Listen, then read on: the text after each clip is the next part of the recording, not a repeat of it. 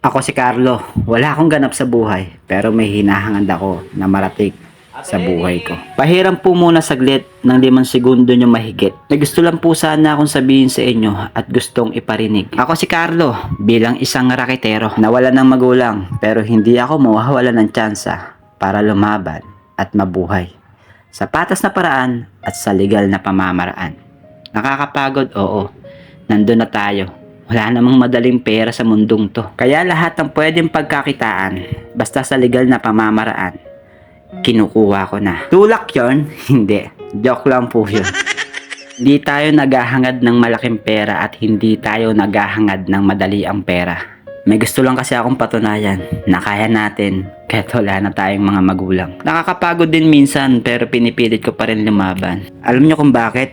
Kasi wala naman akong ibang mapupuntahan kundi sarili ko na lang. May mga kapatid pa ako, kamag-anak, pamilya na malapit lang din dito sa tinitirahan ko. Pero ayokong umasa sa kanila dahil gusto kong gumanap ng mag-isa nang wala yung tulong ng iba. Alam ko nandyan lang naman sila sa oras na kailangan ko na. Pero ngayon, kailangan ko pa.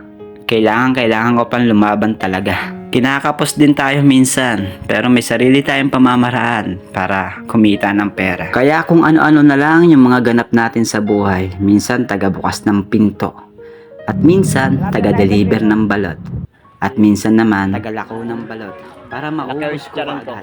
Pero hindi pa tayo nagtatapos doon sa mga racket na alam natin. Minsan sumasama din ako sa mga tropa kapag may alanganin o bigla ang ganap. Sumasama ako para kumita ng pera, hindi para makipag-inuman.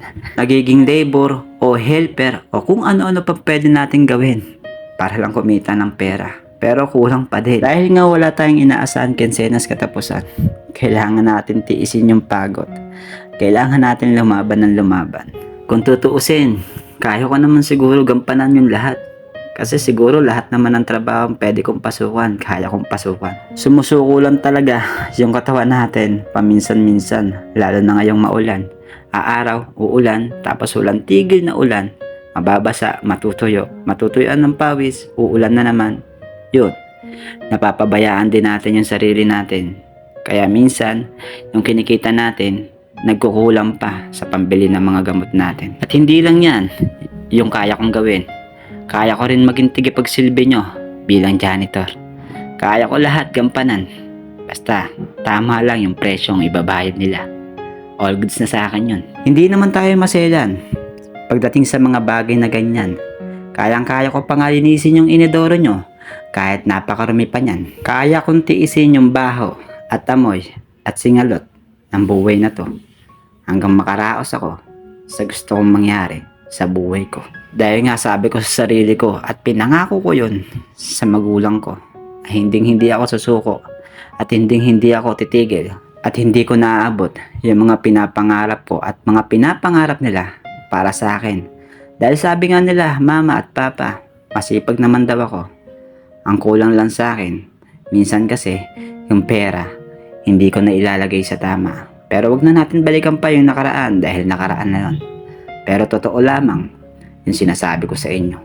Kaya ko rin pala maglinis ng mga bintana at salamin ninyo dahil part yan ng trabaho ko noon bilang isang janitor. Kahit maulan pa yan o masela ng panahon o napakaputik pa niyan, kayang-kayang ko linisan yan basta bayaran nyo lang ako ng sapat na halaga. At hanggang dito ko na nga lang siguro tatapusin ang bidyong ito.